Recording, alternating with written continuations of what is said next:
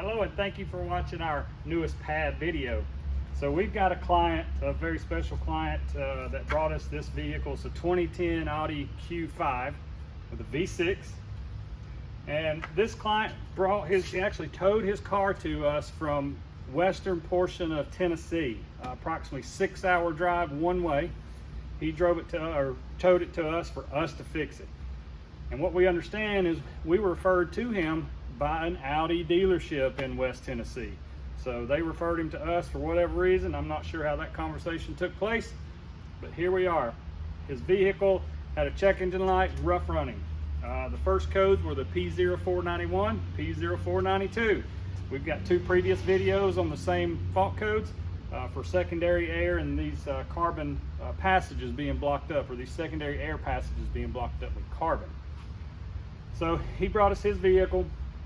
And not only were those fault codes, we had multiple misfire fault codes, 2 cylinders to be precise, and a rough running situation to the point where the engine module was deactivating fuel to not damage a catalytic converter, and it was just really poor drivability, and I wouldn't drive it on the street either. So that's why it was towed to us. All right, so what we've done is, first thing, we tore the front end off as usual and gain access. And we use our special tool. Not going to show you that whole cleaning process again because we got it in another video. If you watch our P0491 492 update video, you'll be able to see the entire cleaning process. But for our client, since he lives so far away, we want to show him what he's paying for, what we've done to this vehicle. First thing, I want to show you on our Borescope here. I'm going to show you bank 2 on the driver's side. I'm going to run our Borescope. Now these passages have already been cleaned, but we're just going to look at them. Let me get the light on here. We're going to go into that bore, and if you compare these to our update video showing the dirty bore, I didn't take a previous video or pictures of this. I'm just showing you a clean bore all the way back. Clean all the way back. Now previously I could not even get my Borescope camera in here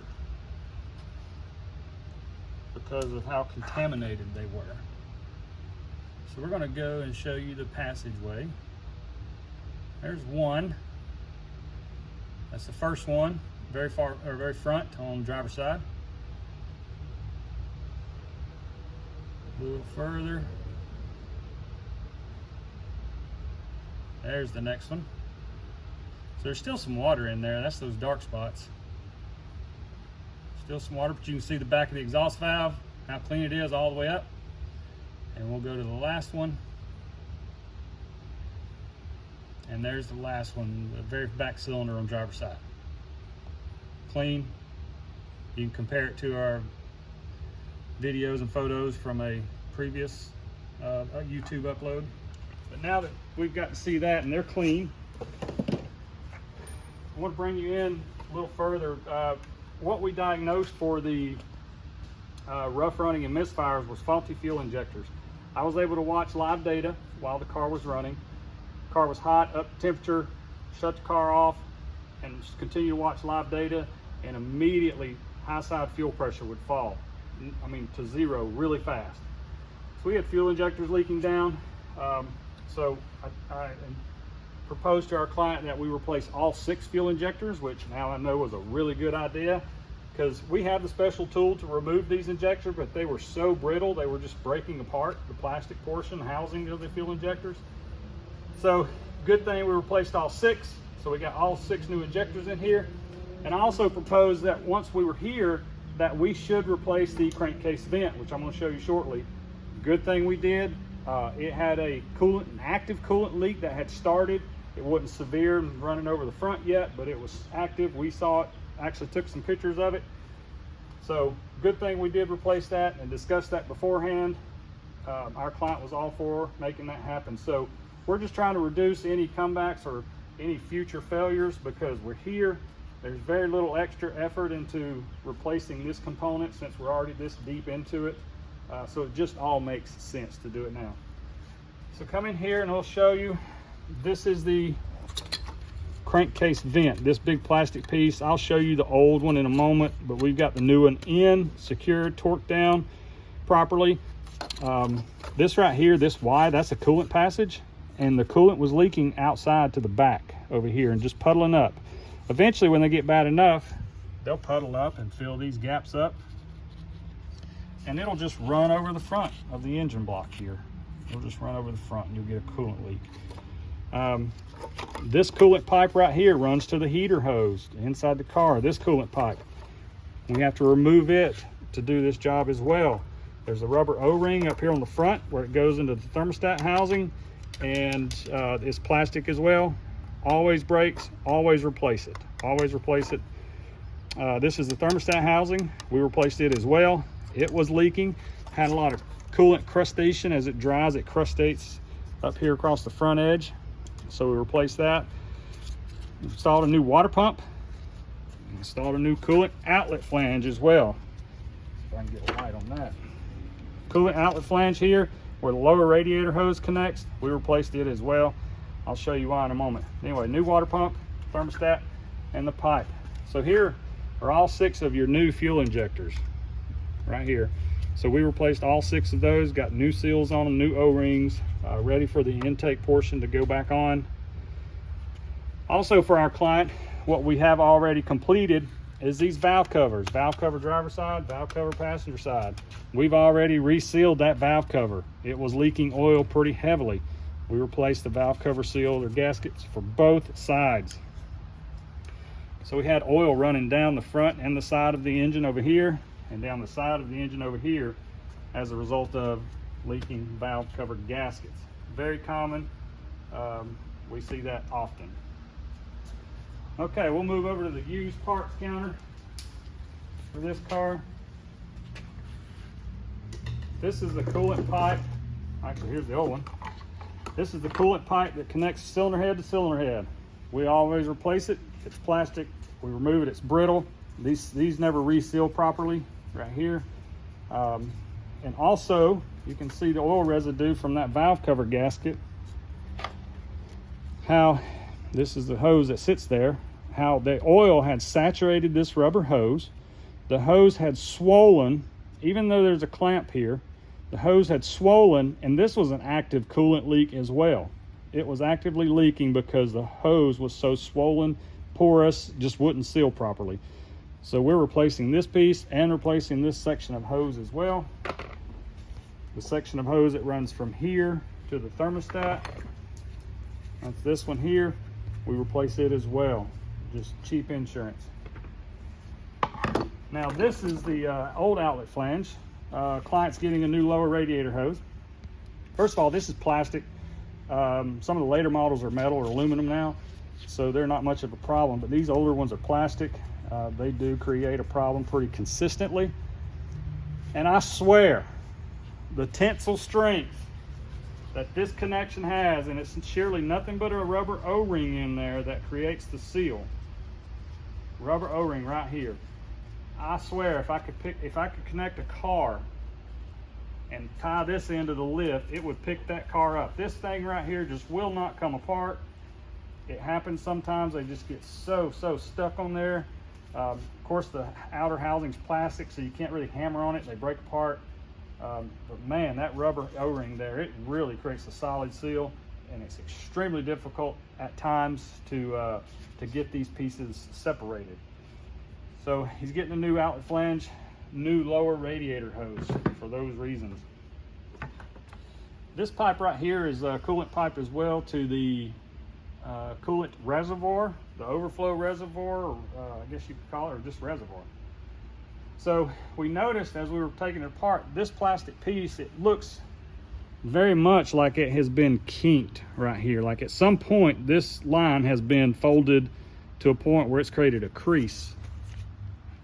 Just making it messy. Where it's created a crease right here. So we don't feel good about that. I feel like that's a potential leak. These plastic pipes get very brittle anyway. The car's 13 years old. Our client lives 6 hours away. Cheap insurance, you know, I just didn't feel good about it. Here's the old water pump. You can see the old one as well. It's got a little bit of corrosion on it. This is what we removed from the car. And this is the old thermostat.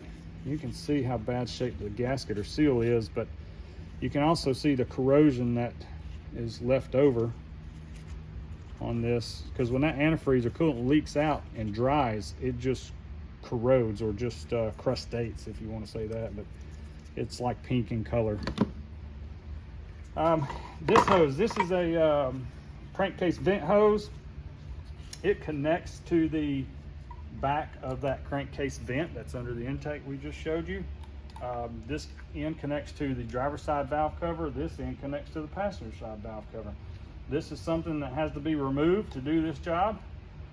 And I'll go ahead and tell you, if you're doing this job yourself, you better plan on putting one of these on, because if you breathe on this pipe in the wrong manner, it will break. You can see there, these right here are like an accordion style plastic piping, and once they're new and they're a little pliable and flexible, but when they get old and get some time on them, they get very brittle and they just will not bend. They just want to break.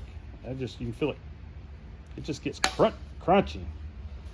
So anyway, in removing this piece, it broke right here, so we're replacing that. Do not want to have to go back in for that reason. Okay, so here's the coolant pipe that we replaced. I already showed you, it's under the intake. I always go genuine Volkswagen on these. This is the O-ring that leaks right up here. I'll just kind of show you how bad shape. That O-ring is just flat. It's almost like a square because it's just been in there for so long. But anyway, this one's not the worst one I've seen. Usually this black plastic right here will break apart, but this O-ring starts leaking. Word to the wise, or from the wise, or ever how that goes, always use genuine Volkswagen parts on these pipes, on these pieces. Experience, here's what happened to me a year or so ago. I used an aftermarket version because it was the only one available to me at the time. Got it installed. You clearly see a lot of stuff's got to come apart to get this pipe out, so it's not very easily I guess removed. It's very time consuming. So I connected all of it together, pressure test it, and I had a coolant leak. So the coolant leak was right here on this end of the pipe. And so I removed it again and found out that the aftermarket pipe was a smaller diameter than this one by 0.1 millimeter smaller. This diameter was smaller. Therefore, when I connect the heater hose, that O-ring was not sealing properly around the outer diameter of this pipe flange here. So I will never put another aftermarket coolant pipe on one for that reason. Got burned once, won't do it again.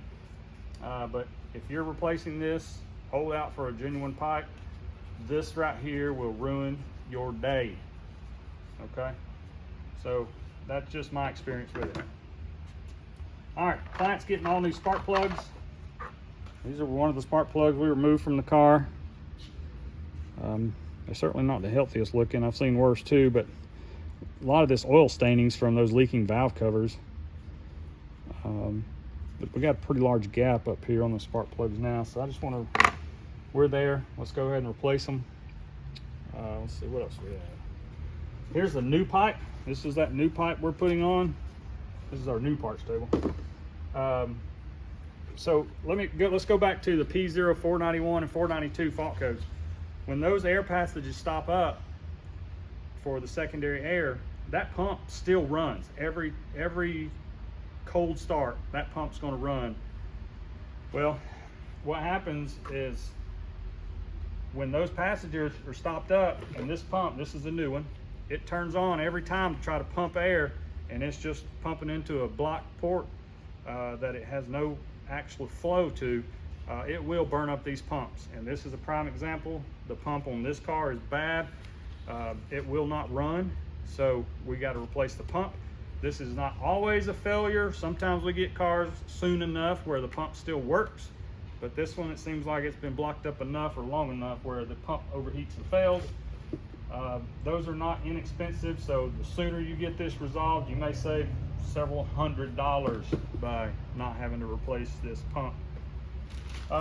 We've got some oil cooler hoses that are being replaced because they were saturated with oil. Here's our new reservoir pipe, as you can see. So anyway, we're going to start putting this thing back together and get it all buttoned up. We hope this video is helpful for our client. That's why we made it.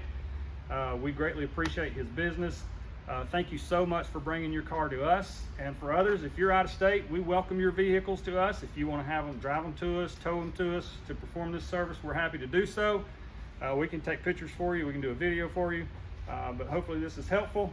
Have any questions, put them in the comments. Thank you so much for watching another pad video.